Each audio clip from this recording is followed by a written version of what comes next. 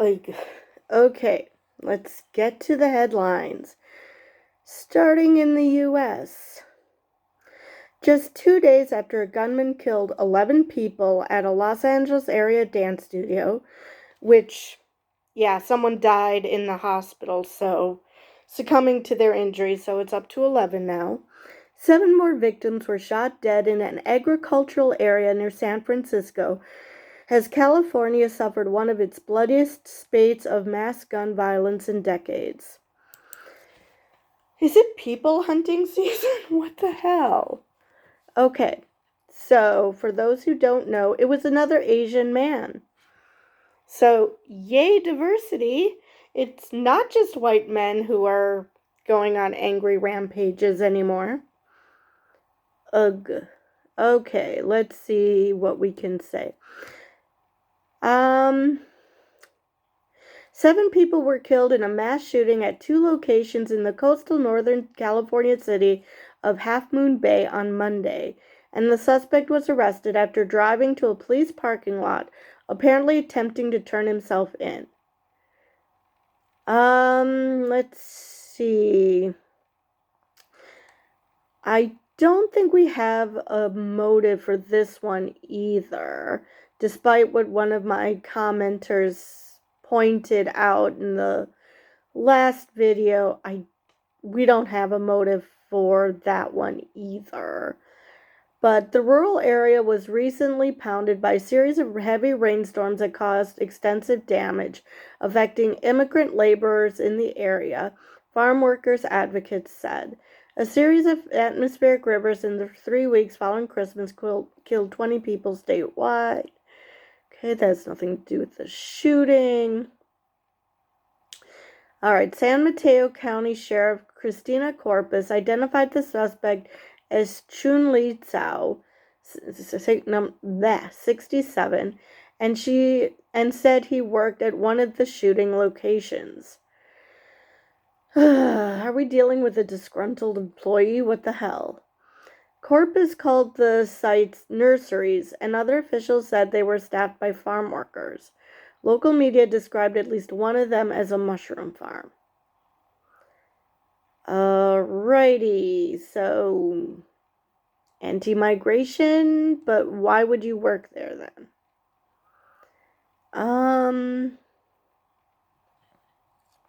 The suspect is cooperating, but a motive has yet to be established. So, great. What the hell? It's not even summer. It's cold out. Summer is usually when these things happen, not winter. I don't know what's happening. Well, I know that we have an epidemic of gun violence, but what the hell?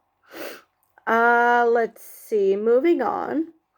The final report from a Georgia grand jury investigating then-President Donald Trump's efforts to overturn his defeat in the state's 2020 election could soon be publicly released, depending on the outcome of a court hearing today. So, maybe if he's found guilty, then they'll release it. I mean, I can't imagine why else they would wait till the outcome. Or maybe they just mean they're going to wait till there's an outcome either way and then they're going to release it. But they did say depending on. So, hopefully he's convicted. Alright, 4 more members of the far-right Oath Keepers were found guilty of seditious conspiracy for taking part in the January 6, 2021 assault on the Capitol by Trump supporters, in another big win for federal prosecutors. Good. Good. They were one of those who were really active in putting these things together. I still wish that they would go after members of Congress and Trump and any other members of his White House, because, I mean, come on. Just the fact that even if they didn't say anything that would cause this to happen, just the fact that they were seem to be in on it. And not at all surprised that this happened. That should give one pause, either way. All right. The White House said that a search by the Justice Department of President Joe Biden's home on Friday had been carried out after a voluntary, proactive offer by his personal lawyers to the department. So, yeah, basically another more proof that this is not Trump. This is not as bad as what Trump did. Despite my one commenter who insists that somehow Joe Biden is the devil incarnate. Anyway, still not a good look. Still bad, but not Trump. Democratic U.S. Representative Ruben Gallego of Arizona launched a run for Senate in 2024, challenging independent incumbent Kyrsten Sinema in a race that could be pivotal for determining control of the upper chamber. I have two minds of this. On the one hand, yay, let's get rid of the twat, because she's basically a roadblock in what should have been a comfortable majority when the Democrats in the last Senate, not the Senate. I don't know what I think that this is barely better than last Senate, but they made it worse by Joe Manchin, Kyrsten Sinema being twats. And Joe Manchin was probably expected. Kyrsten Sinema, not so much. So, because she campaigned as a progressive, and now she's acting like, the Democrats don't speak for her. Not because she's a progressive, but because she's independent. So, but my one concern with this race is that those who don't follow politics closely will split the vote between these two, and the Republicans going to end up winning, and nobody's going to be happy with it. Maybe Sinema will, because this is possibly just a temper tantrum, a 2-year-old's temper tantrum, that if you're not going to give me what I want, I'm going to screw you over. So, maybe this is what she wants. Maybe she wants a Democrat to run against her so a Republican can win. So she can point and say, see, I screwed you over for not giving me what I want. So, yeah. All right, on to world news.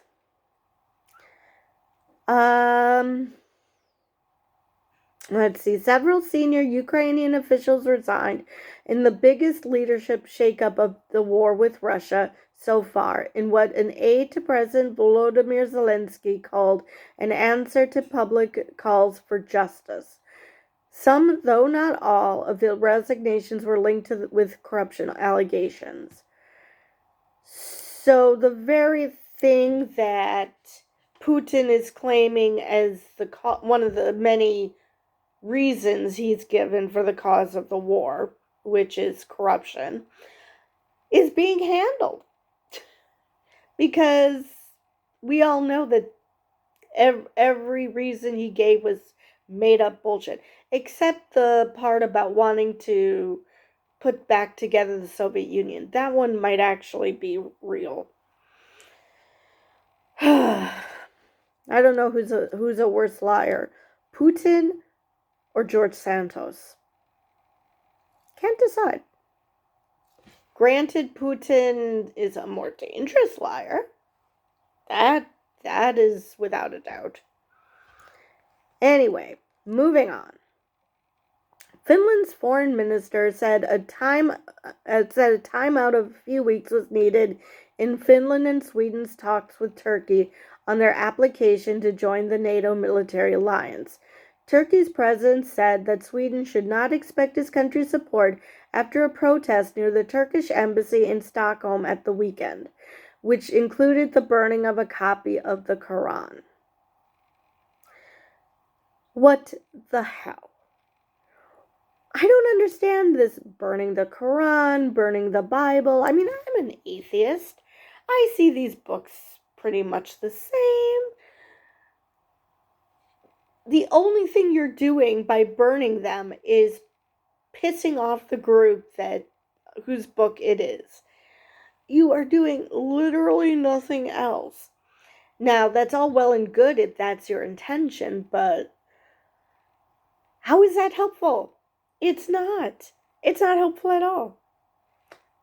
But, and I think it was one of the Swedish officials that did do the Quran burning. And I just, like I said, how dumb can you be? If for no other reason, the optics of it. But seriously, you are literally not doing anything constructive. Not doing anything constructive in this whole issue. You're just basically saying you're a bigot. You just made life worse for yourself. I mean, let's see. You need a unanimous. All NATO members need to agree to an application to allow more members in. And Sweden is really shooting itself in the foot. Now, granted, it was just this one official. There was a rally, but it was just the one official that burned the Quran. But come on. Do you want to join NATO or not? Because this did nothing to help. Absolutely nothing. Am I surprised Turkey is a part of NATO? Yes. Yes, I am. But do I think they're being dicks about not letting Sweden in? Yes. Yes, I am. Nothing justifies what just happened here.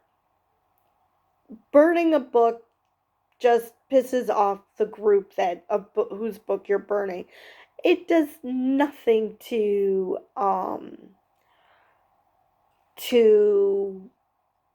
get to help you in any way.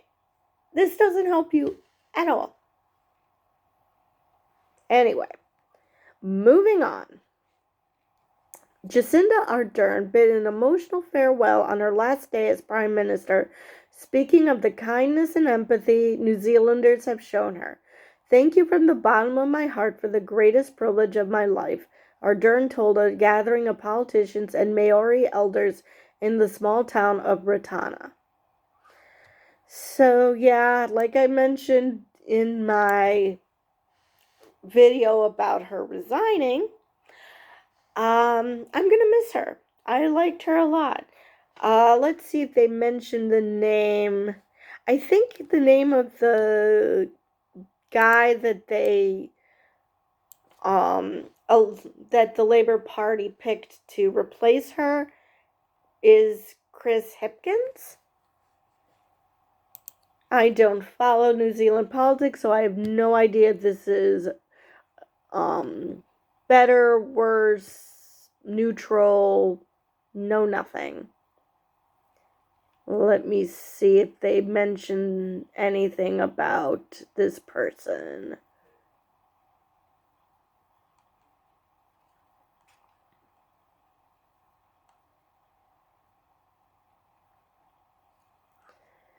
Do. All right.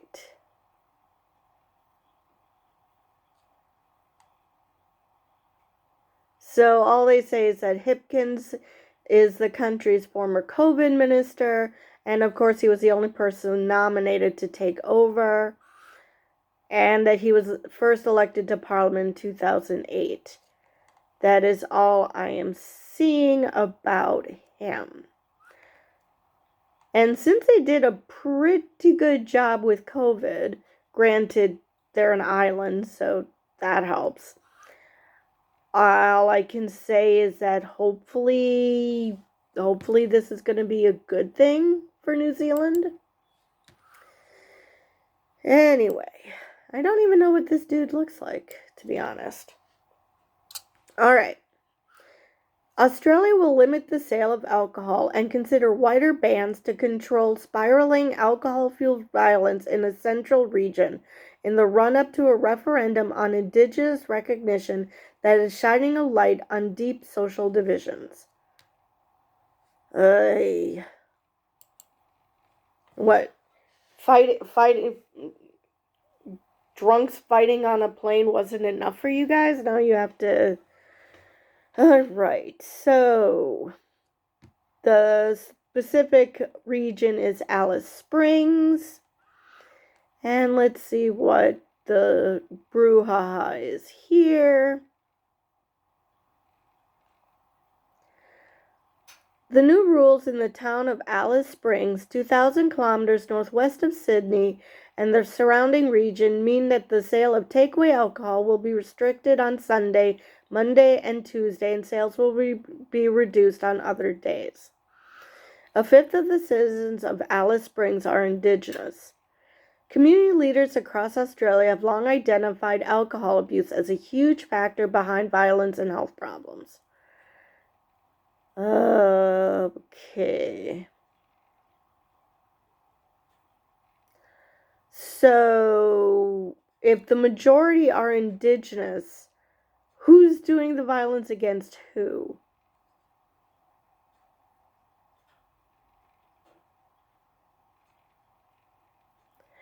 Today's decisions are in the context of the gap that exists in health outcomes, housing outcomes, life expectancy, incarceration rates between Indigenous and non-Indigenous Australians. Okay, that doesn't tell me much. So, let's see.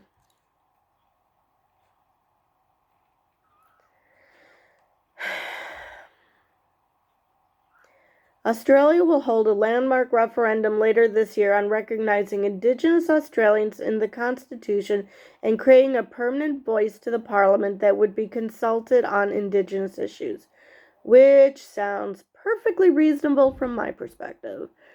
But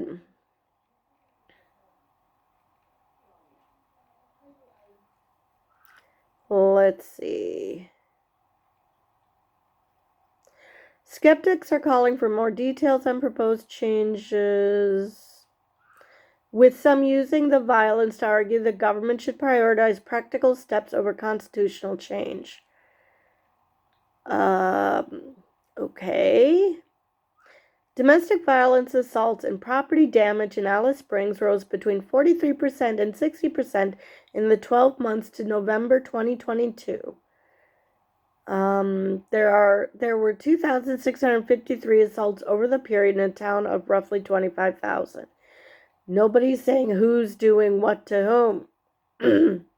Which is kind of, if you're going to claim that this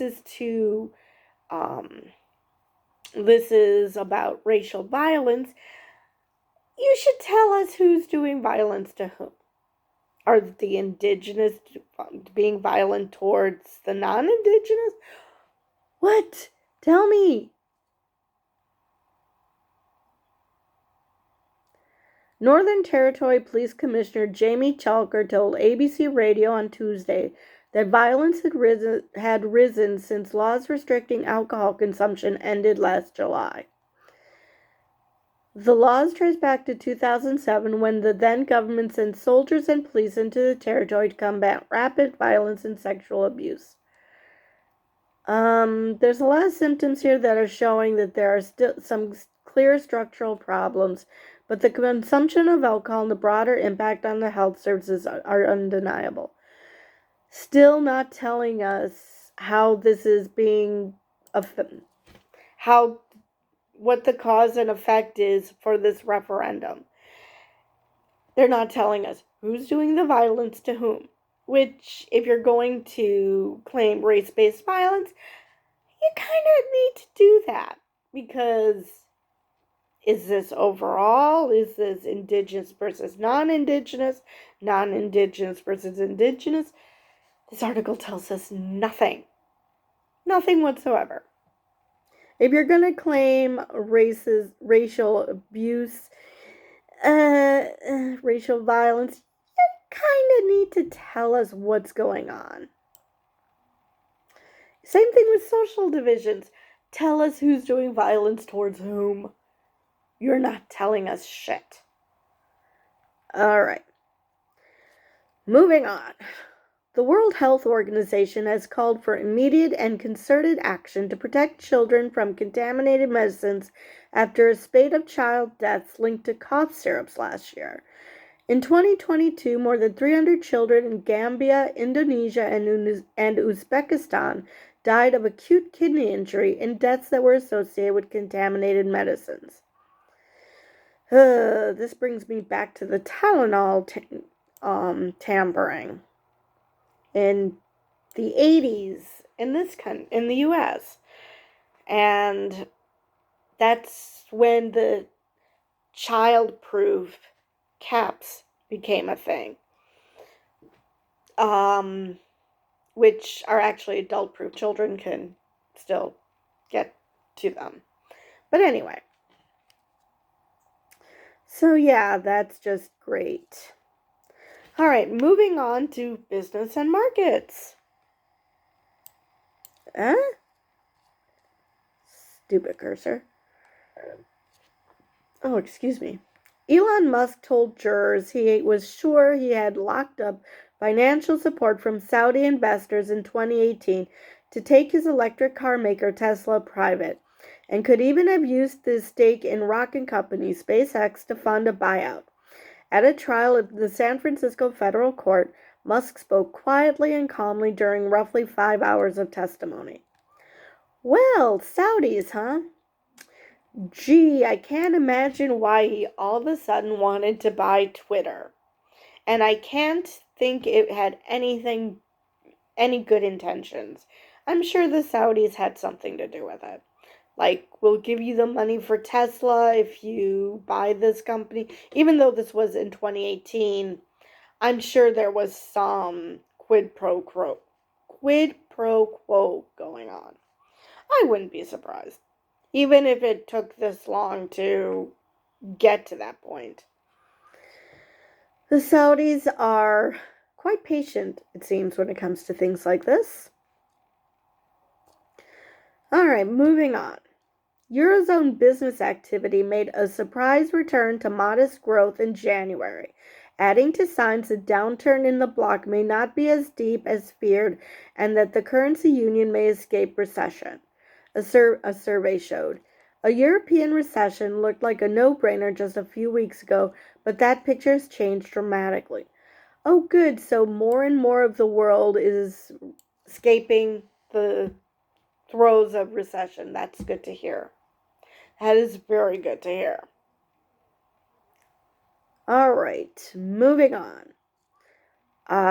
Oil major BP plans.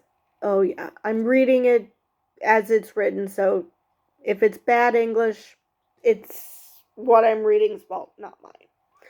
Oil major BP plans to build a vast carbon capture project beneath the North Sea that would be crucial to Britain hitting its emission targets. Power giant Ørsted aims to build a huge offshore wind farm to help the country meet renewable goals. The problem is the seabed's double booked and something has to give. Oh, God. Even when we do something that should, in theory, be good, we find a way to fuck it up.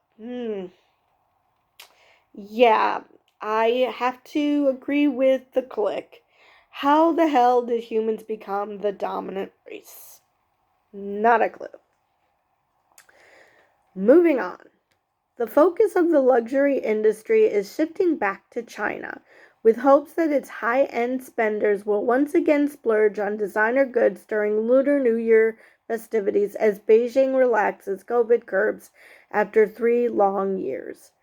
Swatch shares hit their highest level in nearly 2.5 years after the world's biggest watchmaker said it expected a recovery in demand from China. So, hopefully, we'll see what happens. Some U.S. business jet buyers, I read this a couple times, I'm still very confused. Some U.S. business jet buyers are looking for new aircraft whose current owners are having trouble making payments ahead of delivery, in a possible sign of early cracks in what has been a soaring market up to now. From pre-owned planes selling more gradually to flattening business jet traffic, demand is beginning to moderate. I don't know what that has to do with looking for new aircraft. I don't think that reading the actual article is going to help me. Paranoid? The domino downfall of FTX and other crypto custodians is enough to make the most trusting investor grab their Bitcoin and shove it under the mattress. Yeah, okay. And for those of us who've never invested in crypto, are laughing hilariously. Except for the fact I have a nephew who does have some money. I don't know how much in crypto. So I feel bad for him. I mean, it's not like he has his life savings or anything, so that's good. But yeah, so I've mixed emotions. On the one hand, I want my nephew to do well. On the other hand, this is freaking hilarious. Okay, finally. Elvis and Everything Everywhere vie for Oscar nods, which I read that Everything Everywhere All at Once got 11 Oscar nominations. So that's the big winner in nominations anyway. Let's see. A 4-year-old is Britain's youngest Mensa member. Oh, good. So another 4-year-old who's destined to fail at life, because unfortunately most child prodigies, they don't make it. They either burn out or something else happens. Yeah. Okay, and Gaza's only boxing club for girls. Okay, dokie. So that is all I have for today, and I will see you guys tomorrow.